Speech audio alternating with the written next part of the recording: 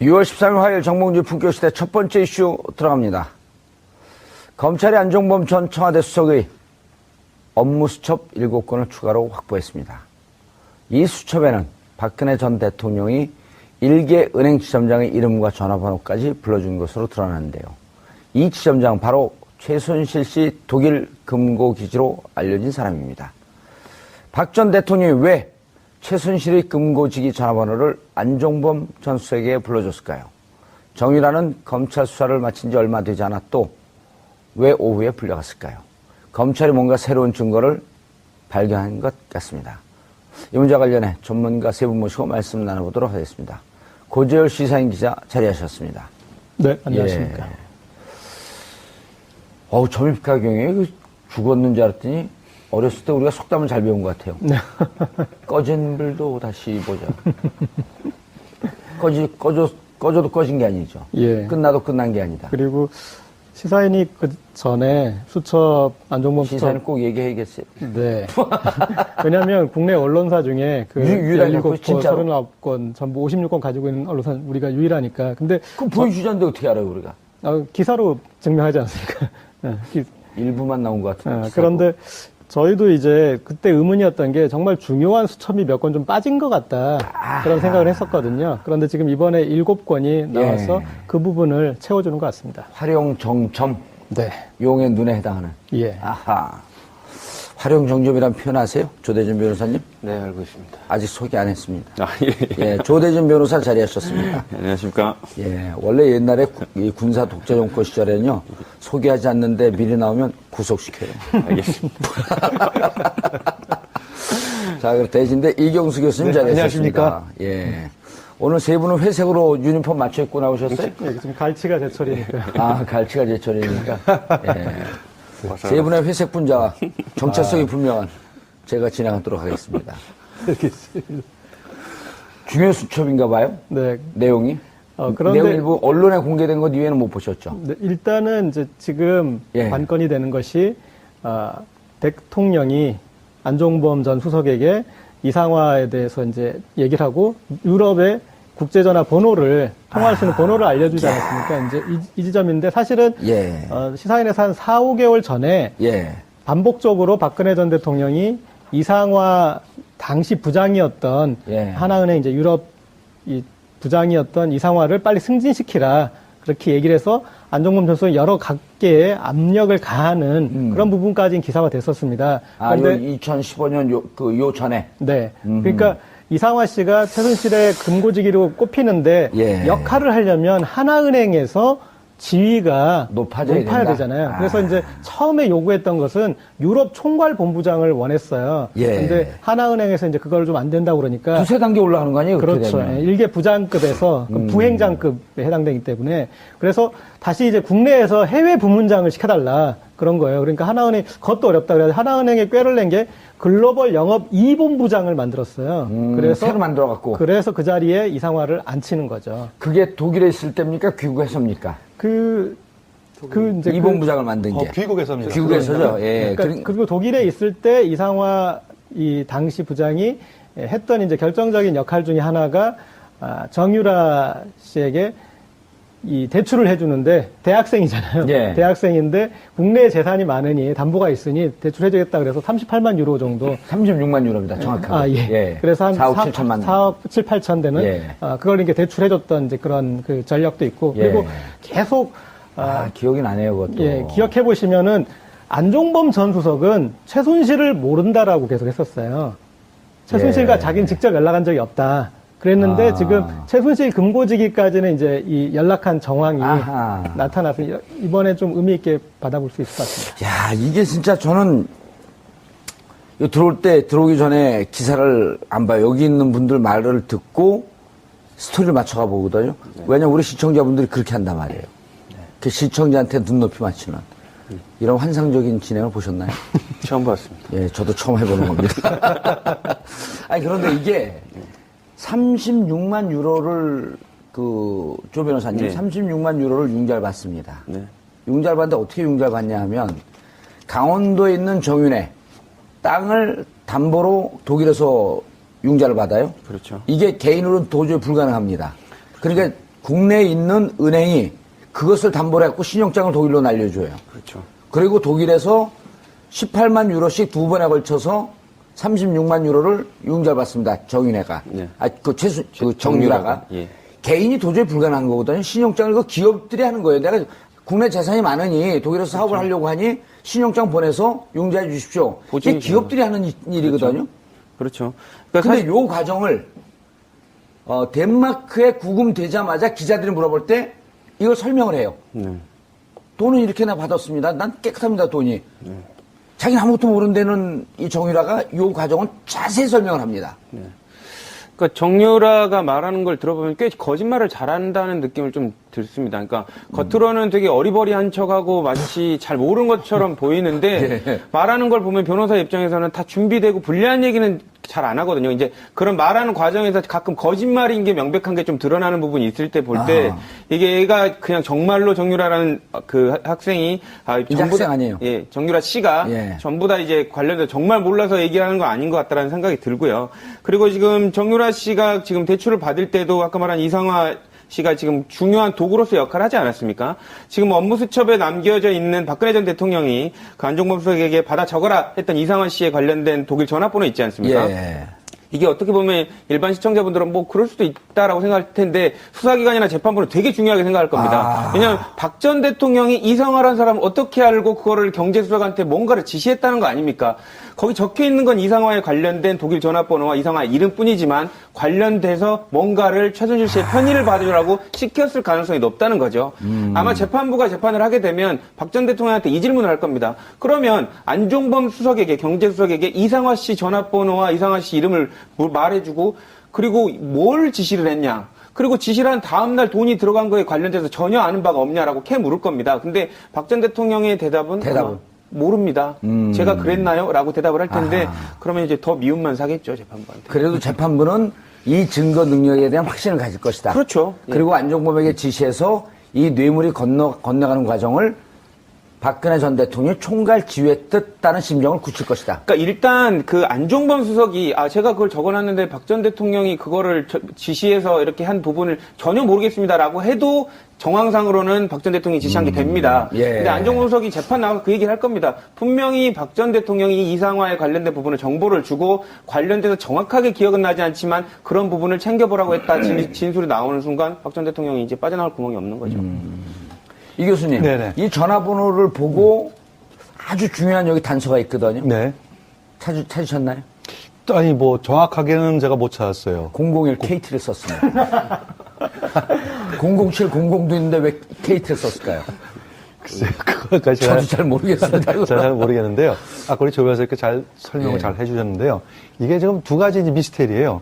하나는 분명히 그 삼성에서 그러니까 이 수첩의 날짜에 되어 있는 날짜가 2015년 9월 13일이거든요. 9월 13일. 그 이후부터 돈이 들어간 거예요? 그것도 그 이후도 바로 다음 날이에요. 다음 날.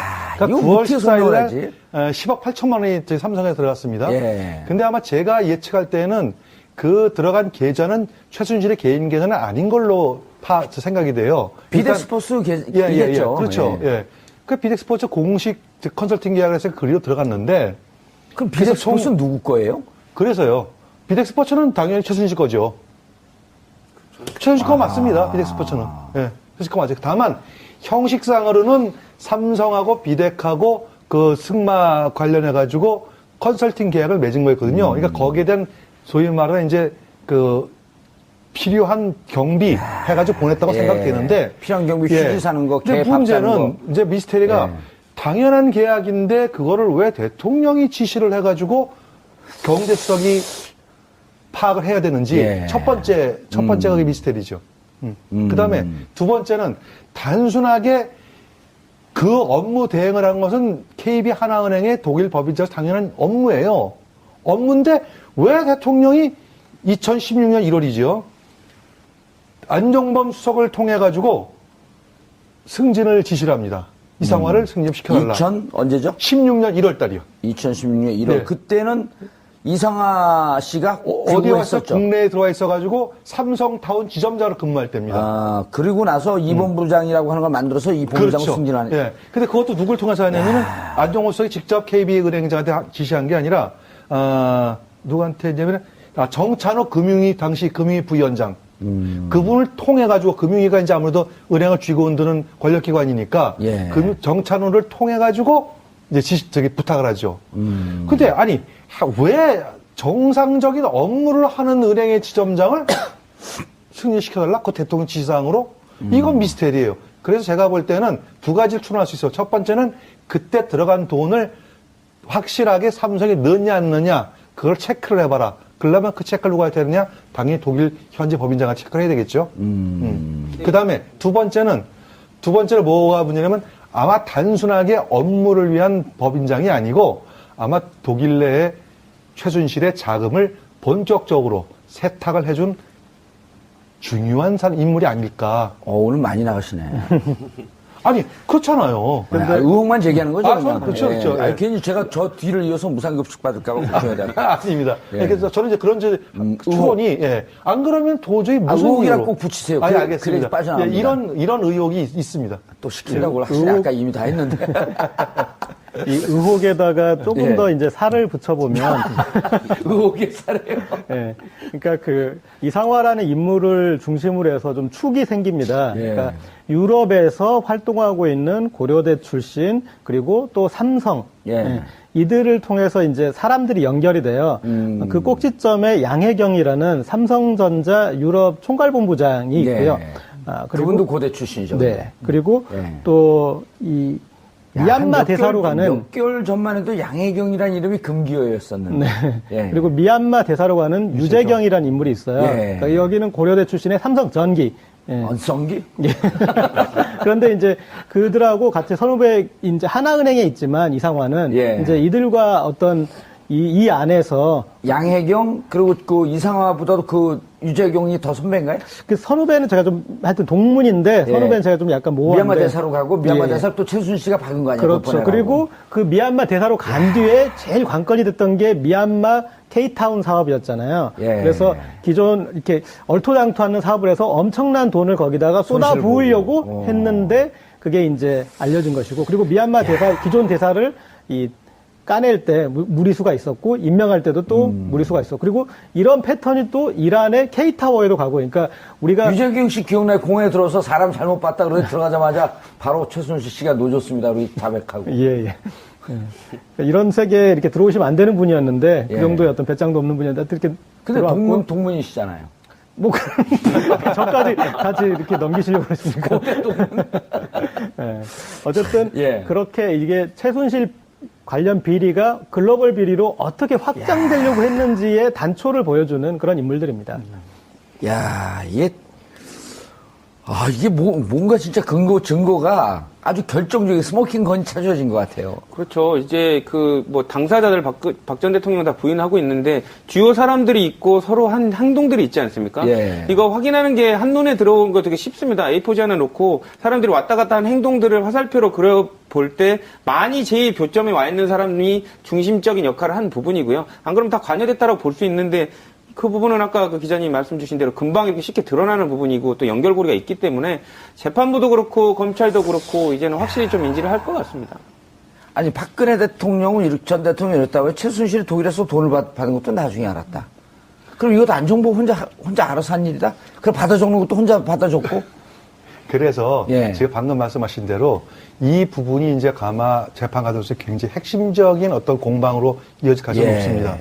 지금까지 박근혜 전 대통령의 일관적인 진술은 뭐냐면 몰랐다는 거거든요. 지시한 사실이 없었다. 그런데 이번에 찾은 그 2015년도 7건은 대부분이 2015년도 9월달 그 근처에 다 메모예요. 7건 모두가. 근데 그때가 언제냐면은 2015년 7월달에 박근혜 전 대통령하고 이재용 삼성 부회장이 만나는 거 시작을 해가지고 웬만큼 다 이루어졌고 이제 본격적으로 미르 및 K스포츠 재단에 돈이 입금되는 시절이거든요. 예. 그렇기 때문에 어쩌면 가장 바쁜 시기에 어떻게 보면 바쁘다는 말 표현이 좀 이상합니다만 어쨌든 안종범 수석 입장에서 볼 때는 이 두 재단 관련해서 굉장히 엄청난 일을 할 요 시기였기 때문에 아마 대통령의 지시사항은 꼬박꼬박 적었던 내용이 바로 이 내용이에요. 예. 그렇기 때문에 이 부분 때문에 사실 박근혜 대통령께서 몰랐다고 하는 것은 제가 볼 때 상당히 받아들이기 어려운 입장일 겁니다. 예. 보통 이 정도 증거 나오면 항복하는데요. 보통 이제 저는 이제 궁금한 게 개인적으로 변호사로서 궁금한 게 이 변론의 방향을 치더라도 증거들이 너무 명확한데 계속 부인하면 아주 안 좋은 결과를 초래하거든요. 국민들도 그렇게 느끼고 계실 텐데 왜 이런 증거까지 나왔는데 전부 다 부인을 하는지 참 이해는 아니 70억 총 넘어간 게 얼마입니까? 70몇 억, 78억인가 그렇잖아요. 87억. 예? 87억이에요. 예. 78억. 예. 근데 이게 뇌물로 되면 무기징역 아니에요? 당연하죠. 그리고 지금 뭐 그 금액이 일단 수십억 대가 되면 이제 그게 만약 유죄로 확정되면요. 확정되면 그냥 뭐 올림픽은 평생 거기서 보실 생각을 하셔야 됩니다. 근데 이제 일단 드라마를 보지 않을까요? 그렇죠. 네, 뭐 그래도 이제 아니, 올림픽은 생중계를 해줘요. 다른 드라마는 5시간이나 하루 늦게 해주는데 올림픽 주요 경기는 생중계를 해주기 때문에 근데 올림픽도 4년 단위이니까요. 예, 4년 다니니까 이런 깨알 팁을 어떻게 하셨습니까? 예, 한번 갔다 와보세요. 아니 근데 그러면 앞으로 올림픽을 10번은 못 가요?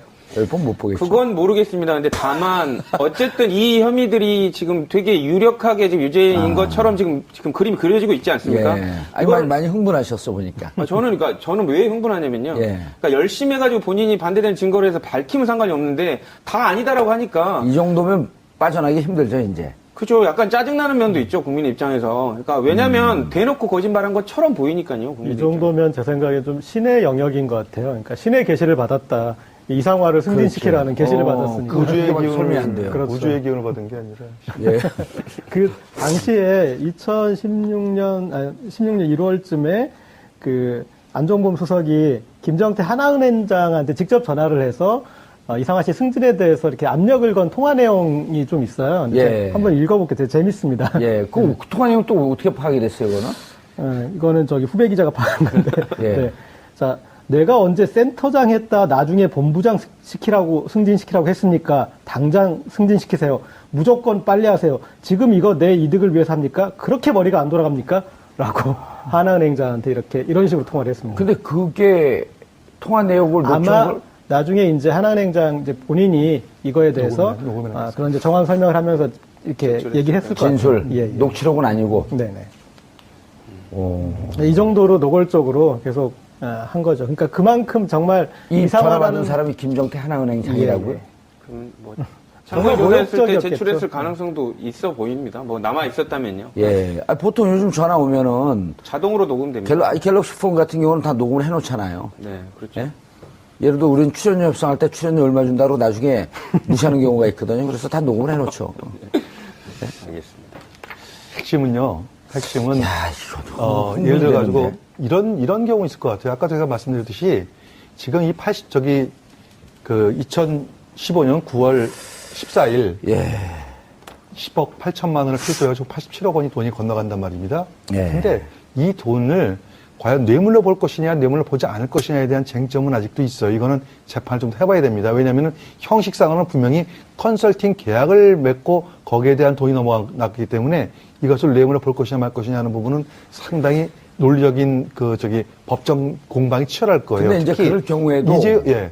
컨설팅의 내용이 무엇이었습니까라고 하는 것을 따지거든요. 그렇겠죠. 근데 컨설팅으로 위장했다라고 하는 게 나오게 되면 바로 뇌물이 되는 그렇죠. 거죠. 당연하죠. 예. 그래서 이제 이재용 특히 지금 진행하는 것은 어쨌든 이재용 부회장에 대한 이 공판 과정 중에서 이제 쭉 나오는 것들이거든요.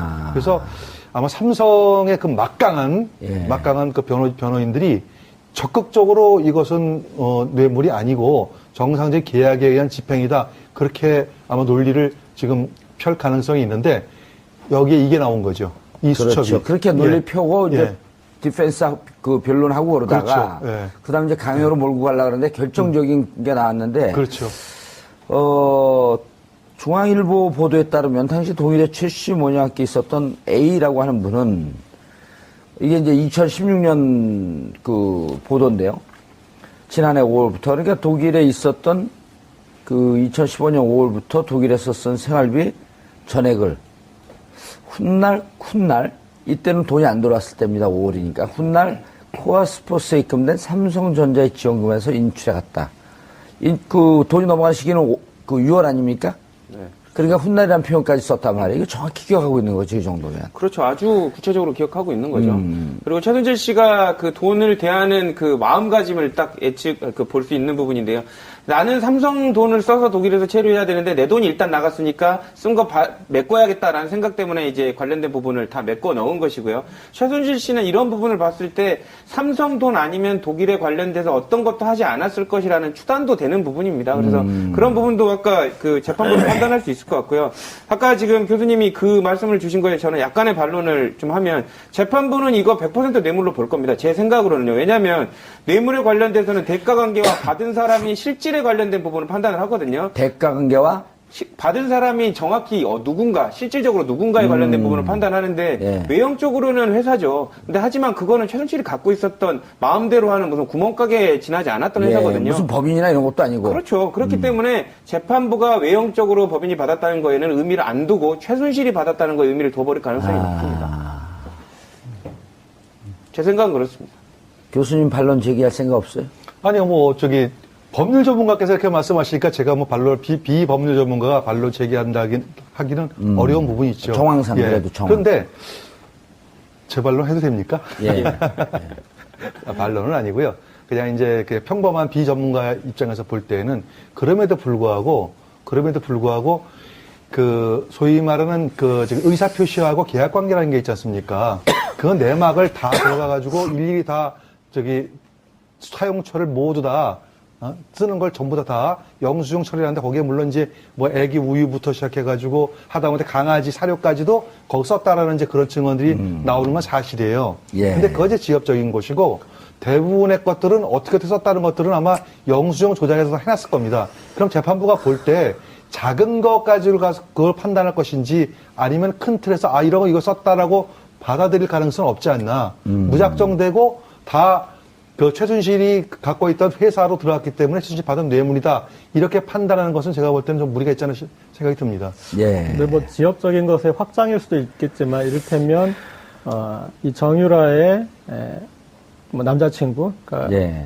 사실혼 관계에 있던 남자친구까지 불러들여서 거기에 정확하게 임금이라 보기엔 좀 애매하고 예. 어쨌든 쓸 수 있는 용돈 정도로 이렇게 입금했던 그런 영역까지 다 있어가지고 분명히 이제 사적으로 아주 우리가 용인할 수 있는 어떤 그런 범위를 넘어서서 유용을 했던 계좌인 게 나타나면 이것은 사실상의 이 법인은 이제 최순실 씨의 어떤 개인 법인이다 이렇게 유권 해석은 충분히 할 수 있을 것 같습니다. 생각합니다. 데이비드 유는 실질적으로 독일에 있기 때문에 조사하기가 힘이 들고요. 현실 어렵겠죠. 예, 하지만 장남수 씨도 장남수는 가능하죠.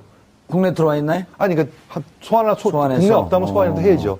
일단 이상하 씨가 여기서 키맨일 가능성이 높네요.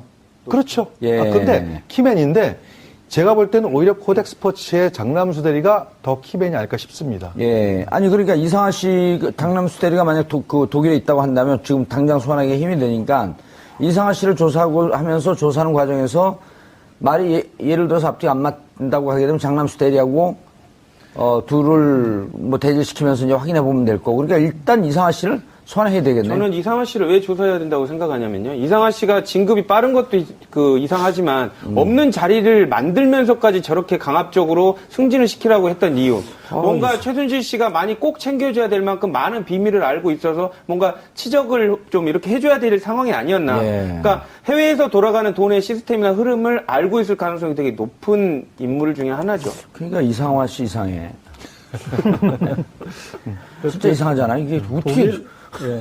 독일에서의 그 과정을 다시 이제 좀 복기해 보면 예. 독일이란 나라가 사실은 비자금을 운용하기에 상당히 불리한 나라. 어려운 나라죠. 그리고 그런 이제 비자금에 대해서 독일이 민감한 것은 독일은 이제 그 비자금의 문제를 우리는 이제 어떤 정치 비리나 그런 차원으로 접근하는데 거기 독일은 그거 이상을 플러스해서 테러 자금으로 또 볼 수 있기 때문에 그래서 비자금에 대해서 상당히 제도가 까다롭습니다. 예. 그래서 돈이 수 있는 어떤 그런 맞아요, 수 있는 맞아요. 나라는 아닙니다. 예. 그런데 거기서 최순실 씨가 거기에서 이제 예전에 독일에 살았기 때문에 독일로 갔는데 그 독일에서 그런 문제를 해결할 때는 훨씬 더 복잡한 제도들의 문제를 풀어줬어야 되는데 그럴 때 그 이상화를 비롯한 고려대 삼성팀의 역할을 좀 유추해 볼 수 있는 거죠. 그러니까 비덱스포츠 같은 경우도 사실은 이 처음 설립 과정을 보면은 독일에서 그러니까 빨리 법인을 빨리 진행을 해야 되는데 그 빨리 하기 위해서 과정을 어떻게 했냐면 이미 만들어진 페이퍼 컴퍼니를 사요. 그러니까 페이퍼 컴퍼니를 만드는 게 아니라 페이퍼 컴퍼니를 사가지고 그것을 이렇게 이제 여러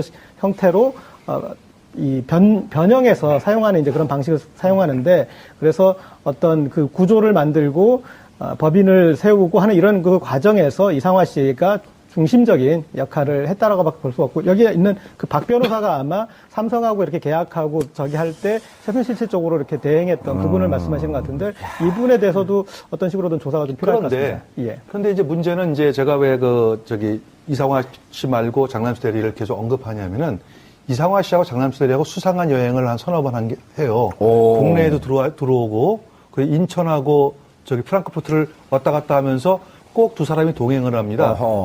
이상화 씨와 장남수 대리. 그 다음에 특히 아까 저희 고재열 기자님 하신 말씀 중에서 독일은 굉장히 자금 세탁에서 엄격하게 처리를 하거든요. 우리나라처럼 그렇게 단속 처리하지 않습니다.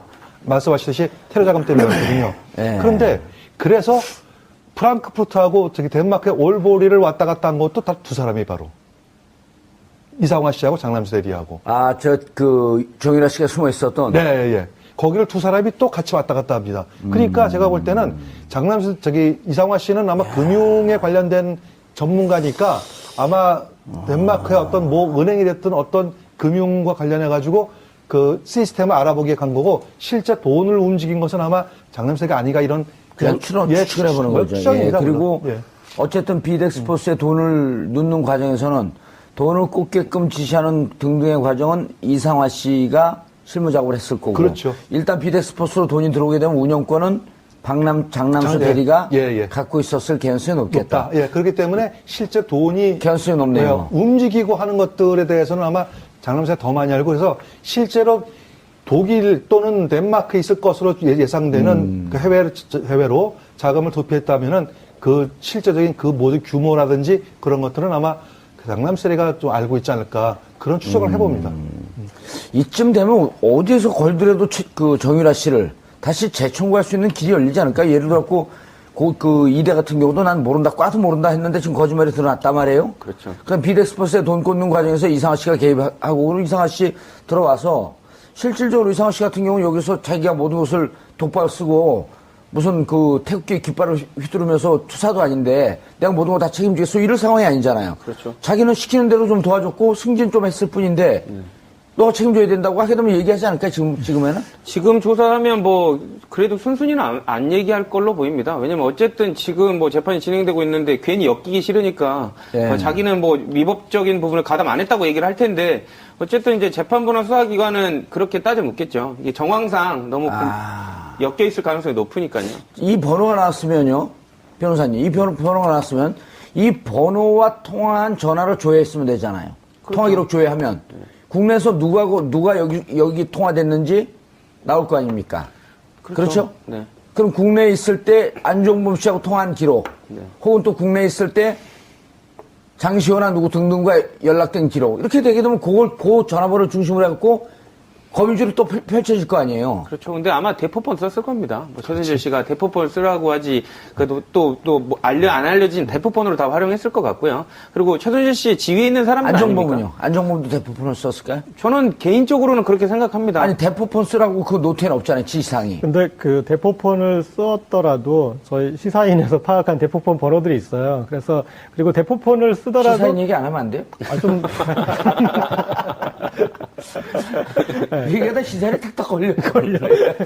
네, 그런데 그 대포폰 쓴 기간들이 한 6개월 정도씩은 돼요. 그러니까 아무리 대포폰이라도 너무 자주 바꾸지 못한 거예요. 그렇죠. 맞습니다. 네. 네. 그래서 그리고 거기에 이렇게 걸리는 번호들이 있고 그 뒤에 또 장시호 씨가 또 알려주고 하고 그래가지고 몇 개 있어서 그거랑 또 비교해보면은 어느 정도 그런 통화 횟수나 그런 것들은 복원할 수는 또 있을 것 같습니다. 네. 대포폰 대 대포폰을 쓰게 되면 추적을 못 하겠지만 001이라고 하는 이 전화 이상화 49-어쩌고저쩌고 하는 전화 이상화 전화번호 나왔기 때문에 여기와 국내 통화한 기록을 쭉 거미줄처럼 찾아내서 그 조회를 하게 되면 누구 전화가 걸려 있는지 나올 거 아닙니까? 수사를 할 때 제일 중요한 게 한 번호만 픽스돼 있으면 됩니다. 그렇죠. 한 번호 딱 픽스돼 있잖아요. 있으면 겹치는 번호가 반드시 한 명은 있거든요. 예. 그러니까 그런 부분들을 조회해내면 이제 그 연결고리를 찾을 수가 있죠. 근데 아까 말씀 주신 대로 둘 다 대포폰이면 픽스가 안 돼 있으니까 확인을 여기 못 나와 하는데. 있단 말이야. 자, 그런데 여기 나와 있는데 요나 전화번호 받고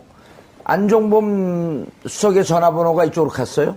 그리고 간 다음에 누군가에게 또 전화를 해 이분이 이상하가 그 전화를 했는데 이 전화한 내용 중에 한 명이라도 삼성 임원이 나오게 되면 끝나는 거 아니에요.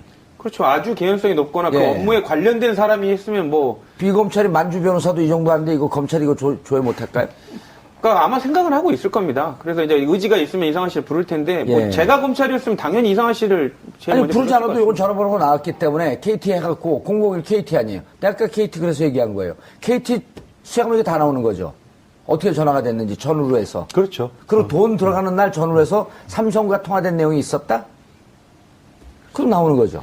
특검 수사관으로 가셨어야 되는데. 예. 제가 수상한 사람입니다. 아니, 그래서 요 번호가 있기 때문에 예, 예. 이 번호 통화 내용만 조회하면 다 나오는 거죠. 나오죠. 예. 예. 예, 나오는데 그럼에도 불구하고 검찰은 굉장히 신중할 수밖에 없는 게 예.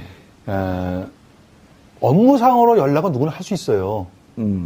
그리고 청와대의 안종범 또는 안종범과 관련되어 있는 청와대 그 예. 누가 통화했다면 그거는 문제가 되는데 예. 삼성하고 통화한 것은 업무상 연락이라고 할 수 아니죠. 있습니다. 이상화 씨는요, 삼성하고 통화할 이유가 없죠. 비덱스포스 관계자면 삼성하고 통화해도 얘기가 됩니다. 왜 은행 관계자가 삼성하고 전화를 하죠? 입금을 했는데 입금 확인 좀 해달라고 할 수 있지 않을까요? 은행에 입금하고 입금 확인해달라고 은행장도로 전화해요? 그래서 여기서 삼성과 전화가 되면 무슨 내용으로 통화를 했습니까? 당연히 그렇게 나오겠죠. 얘기가 나오는 거죠. 나와야죠. 예. 예. 정상적이지 않습니다. 정상적이지 예. 않고요. 아무리 재판부가 폭을 넓혀서 이해해 주려고 하더라도 비정상적인 부분이 너무 많아서 해명하고 변명하는 데도 한계가 있는 지금 상황들이 나오고 있습니다. 알겠습니다. 이재용 재판 과정에서 안종범의 수첩 새롭게 7건인가 몇 건이죠? 7건이 나오면서 이른바 스모킹 건이 나온 것 같은 판단이 듭니다. 이재용 뇌물죄 이제 8월 17일 마지막을 향해서 달려가고 있는데 이 와중에 소중한 증거 어떻게 재판이 진행될지 궁금합니다. 최순실건 맞습니다. 비덱스포츠는. 예, 최순실건 맞아요. 다만 형식상으로는 삼성하고 비덱하고 그 승마 관련해가지고 컨설팅 계약을 맺은 거였거든요. 그러니까 거기에 대한 소위 말하는 이제 그 필요한 경비 해가지고 보냈다고 생각되는데 필요한 경비 휴지 사는 거, 근데 개 밥 사는 거. 문제는 이제 미스테리가 당연한 계약인데 그거를 왜 대통령이 지시를 해가지고 경제수석이 파악을 해야 되는지 첫 번째가 그게 미스테리죠. 그 다음에 두 번째는 단순하게 그 업무 대행을 한 것은 KB 하나은행의 독일 법인자로 당연한 업무예요. 업무인데 왜 대통령이 2016년 1월이죠. 안종범 수석을 통해 가지고 승진을 지시를 합니다. 이상화를 승진시켜달라. 언제죠? 16년 1월 달이요. 2016년 1월. 네. 그때는 이상화 씨가 어디 와서 했었죠. 국내에 들어와 있어가지고 삼성타운 지점장으로 근무할 때입니다. 그리고 나서 이 본부장이라고 하는 걸 만들어서 이 본부장을 승진하는. 예. 근데 그것도 누굴 통해서 하냐면은 안종범 수석이 직접 KB은행장한테 지시한 게 아니라 누구한테 했냐면 정찬호 금융위 당시 금융위 부위원장.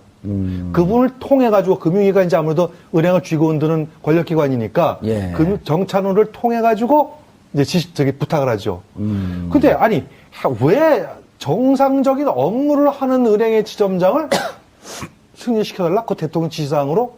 이건 미스테리예요. 그래서 제가 볼 때는 두 가지를 추론할 수 있어요. 첫 번째는 그때 들어간 돈을 확실하게 삼성에 넣느냐 안 넣느냐 그걸 체크를 해봐라. 그러려면 그 체크를 누가 해야 되느냐? 당연히 독일 현지 법인장가 체크를 해야 되겠죠. 그 다음에 두 번째는 뭐가 문제냐면 아마 단순하게 업무를 위한 법인장이 아니고 아마 독일 내에 최순실의 자금을 본격적으로 세탁을 해준 중요한 인물이 아닐까. 오늘 많이 나가시네. 아니, 그렇잖아요. 근데 의혹만 제기하는 거죠. 아, 그냥. 그렇죠, 그렇죠. 아니, 예. 괜히 제가 저 뒤를 이어서 무상급식 받을까봐 걱정해야 돼. 아닙니다. 예. 그래서 저는 이제 그런 추론이, 예. 안 그러면 도저히 무슨 의혹이라 이유로. 꼭 붙이세요. 아니, 그래, 알겠습니다. 그래야 빠져나갑니다. 예, 이런 의혹이 있습니다. 또 시킨다고 사실 아까 이미 다 했는데. 이 의혹에다가 조금 예. 더 이제 살을 붙여보면 의혹의 사례요. 예. 그러니까 그 이상화라는 인물을 중심으로 해서 좀 축이 생깁니다. 예. 그러니까 유럽에서 활동하고 있는 고려대 출신 그리고 또 삼성 예. 이들을 통해서 이제 사람들이 연결이 돼요. 그 꼭지점에 양혜경이라는 삼성전자 유럽 총괄본부장이 있고요. 예. 아, 그분도 고대 출신이죠. 네. 그리고 예. 또 이 야, 미얀마 몇 대사로 개월, 가는 몇 개월 전만 해도 양혜경이라는 이름이 금기어였었는데. 네. 예. 그리고 미얀마 대사로 가는 6월 13일 화요일 정봉주 품격시대 첫 번째 이슈 들어갑니다. 검찰이 안종범 전 청와대 수석의 업무 수첩 7건을 추가로 확보했습니다. 이 수첩에는 박근혜 전 대통령이 일개 은행 지점장의 이름과 전화번호까지 불러준 것으로 드러났는데요. 이 지점장 바로 최순실 씨 독일 금고 기지로 알려진 사람입니다. 박 전 대통령이 왜 최순실의 금고지기 전화번호를 안종범 전 수석에게 불러줬을까요? 정유라는 검찰 수사를 마친 지 얼마 되지 않았도 왜 오후에 불려갔을까요? 검찰이 뭔가 새로운 증거를 발견한 것 같습니다. 이 문제와 관련해 전문가 세 분 모시고 말씀 나눠보도록 하겠습니다. 고재열 시사인 기자 자리하셨습니다. 네, 안녕하십니까. 예. 점입가경에 죽었는 줄 알았더니 어렸을 때 우리가 속담을 잘 배운 것 같아요. 네. 꺼진 불도 다시 보자. 꺼져도 꺼진 게 아니죠. 예. 끝나도 끝난 게 아니다. 그리고 시사인이 그 전에 수첩 안종범 시사는 수첩 꼭 얘기해야겠어요. 네. 왜냐하면 국내 언론사 중에 그 유일하냐고요? 17건, 진짜로? 39건, 전부 56건 가지고 있는 언론사 우리가 유일하니까. 근데 그럼 보여주자는데 어떻게 알아요, 우리가? 기사로 증명하지 않습니까?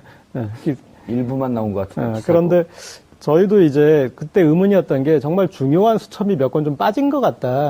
그런 생각을 했었거든요. 그런데 지금 이번에 7건이 나와서 예. 그 부분을 채워주는 것 같습니다. 활용 정점, 네. 용의 눈에 해당하는. 예. 아하. 활용 정점이란 표현 아세요? 조대준 변호사님? 네, 알고 있습니다. 아직 소개 안 했습니다. 아, 예. 예, 조대준 변호사 자리하셨습니다. 안녕하십니까. 예, 원래 옛날에 이 군사 독재 정권 시절에는요, 소개하지 않는데 미리 나오면 구속시켜요. 알겠습니다. 자, 그럼 대신데 이경수 교수님 네, 자리하셨습니다. 안녕하십니까. 예. 오늘 세 분은 회색으로 유니폼 맞춰 입고 나오셨어요? 네, 지금 갈치가 제철이니까. 아, 갈치가 제철이니까. 예. 세 분의 회색 분자와 정체성이 분명한 제가 진행하도록 하겠습니다. 알겠습니다. 중요 수첩인가 봐요? 네. 내용이?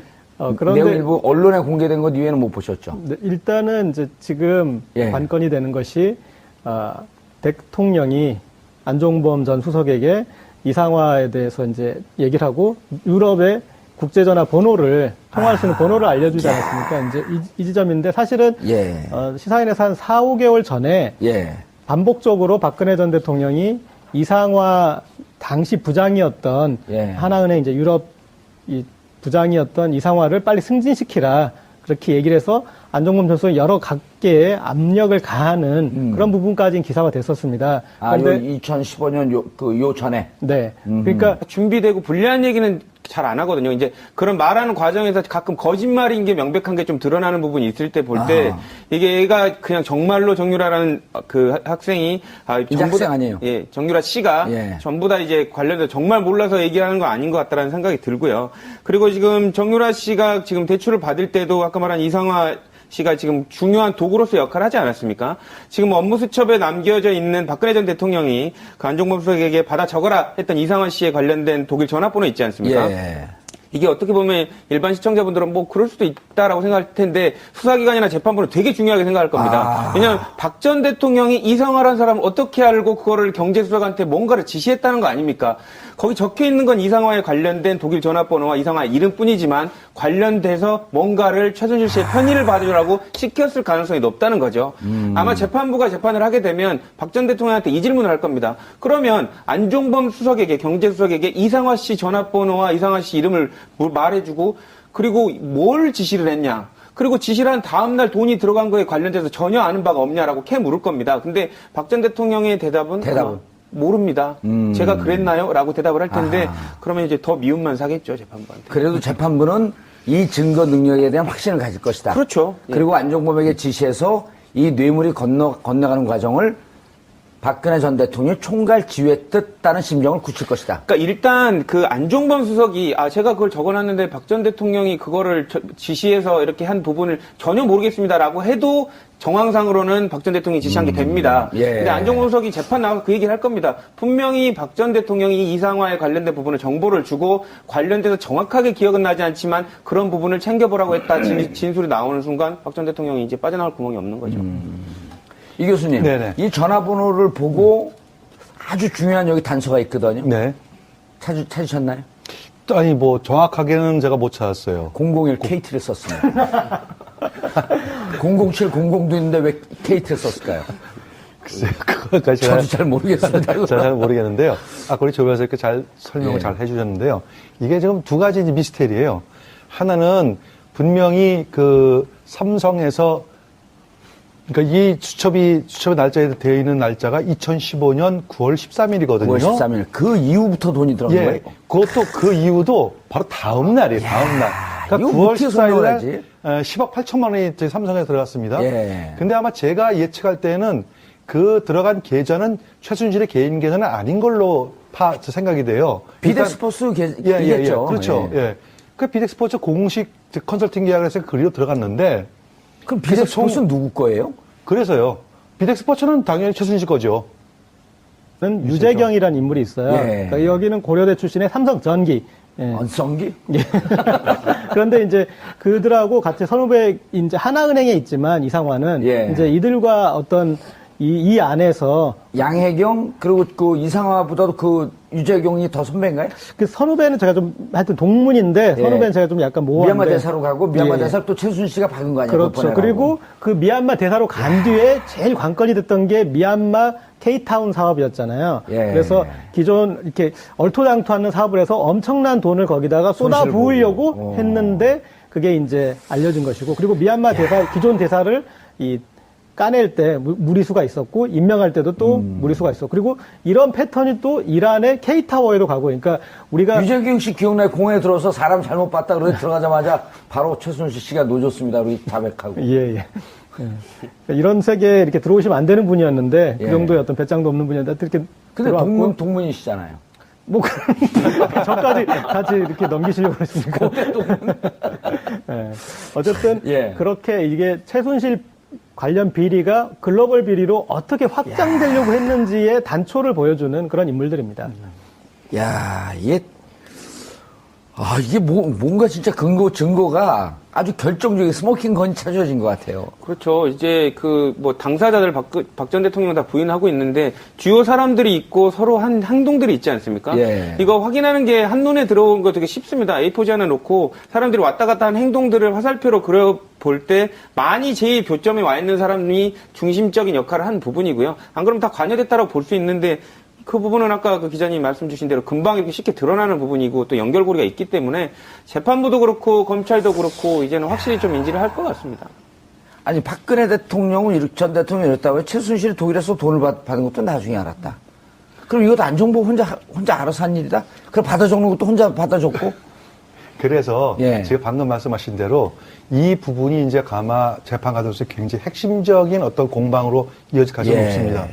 지금까지 박근혜 전 대통령의 일관적인 진술은 뭐냐면 몰랐다는 거거든요. 지시한 사실이 없었다. 그런데 이번에 찾은 그 2015년도 요 7건은 대부분이 2015년도 9월 달 그 근처에 다 메모예요. 7건 모두가. 근데 그때가 언제냐면은 2015년 7월 달에 박근혜 전 대통령하고 이재용 삼성 부회장이 만나는 거 시작을 해가지고 웬만큼 다 이루어졌고 이제 본격적으로 미르 및 K스포츠 재단에 돈이 입금되는 시절이거든요. 예. 그렇기 때문에 어쩌면 가장 바쁜 시기에 어떻게 보면 바쁘다는 말 표현이 좀 이상합니다만 어쨌든 안종범 수석 입장에서 볼 때는 이 두 재단 관련해서 굉장히 엄청난 일을 이상화 씨가 최순실의 금고지기로 꼽히는데 예. 역할을 하려면 하나은행에서 지위가 높아져야 된다. 되잖아요. 그래서 이제 처음에 요구했던 것은 유럽 총괄 본부장을 원했어요. 예. 근데 하나은행에서 이제 그걸 좀 안 된다고 그러니까 두세 단계 올라가는 거 아니에요? 그렇게 그렇죠. 되면? 일개 부장급에서 그 부행장급에 해당되기 때문에 그래서 다시 이제 국내에서 해외 부문장을 시켜달라 그런 거예요. 그러니까 하나은행 그것도 어렵다. 그래서 하나은행에 꾀를 낸 게 글로벌 영업 2본부장을 만들었어요. 그래서 새로 만들어갖고. 그래서 그 자리에 이상화를 앉히는 거죠. 그게 독일에 있을 때입니까? 귀국에서입니까? 이제 이본부장을 만든 게. 귀국에서입니다. 귀국에서죠. 예. 그리고 독일에 있을 때 이상화 이 당시 부장이 했던 이제 결정적인 역할 중에 하나가 정유라 씨에게 이 대출을 해주는데 대학생이잖아요. 예. 대학생인데 국내 재산이 많으니 담보가 있으니 대출해주겠다 그래서 38만 유로 정도. 36만 유로입니다. 정확하게. 예. 그래서 한 4억 7천만. 4억 7, 8천 되는 예. 그걸 이렇게 대출해줬던 이제 그런 그 전력도 있고 예. 그리고 계속 기억이 나네요, 그것도. 예, 기억해 보시면은 안종범 전 수석은 최순실을 모른다라고 계속 했었어요. 최순실과 예. 자기는 직접 연락한 적이 없다. 그랬는데 지금 최순실 금고지기까지는 이제 이 연락한 정황이 나타나서 이번에 좀 의미 있게 받아볼 수 있을 것 같습니다. 야, 이게 진짜 저는 들어오기 전에 기사를 안 봐요. 여기 있는 분들 말을 듣고 스토리를 맞춰가 보거든요. 왜냐면 우리 시청자분들이 그렇게 한단 말이에요. 그 시청자한테 눈높이 맞추는 이런 환상적인 진행을 보셨나요? 처음 봤습니다. 예, 저도 처음 해보는 겁니다. 아니, 그런데 이게 36만 유로를 조 변호사님, 네. 36만 유로를 융자를 받습니다. 네. 융자를 받는데 어떻게 융자를 받냐 하면 강원도에 있는 정윤회 땅을 담보로 독일에서 융자를 받아요. 그렇죠. 이게 개인으로는 도저히 불가능합니다. 그러니까 국내에 있는 은행이 그것을 담보로 해갖고 신용장을 독일로 날려줘요. 그렇죠. 그리고 독일에서 18만 유로씩 두 번에 걸쳐서 36만 유로를 융자를 받습니다. 정윤회가. 네. 정유라가. 예. 개인이 도저히 불가능한 거거든요. 신용장을 그 기업들이 하는 거예요. 내가 국내 재산이 많으니 독일에서 사업을 하려고 하니 신용장 보내서 융자해 주십시오. 이게 기업들이 하는 일이거든요. 그렇죠. 근데 요 과정을 덴마크에 구금되자마자 기자들이 물어볼 때 이걸 설명을 해요. 돈은 이렇게나 받았습니다. 난 깨끗합니다, 돈이. 자기는 아무것도 모르는 데는 이 정유라가 이 과정은 자세히 설명을 합니다. 그러니까 정유라가 말하는 걸 들어보면 꽤 거짓말을 잘한다는 느낌을 좀 들습니다. 그러니까 겉으로는 되게 어리버리한 척하고 마치 잘 모르는 것처럼 보이는데 말하는 걸 보면 변호사 입장에서는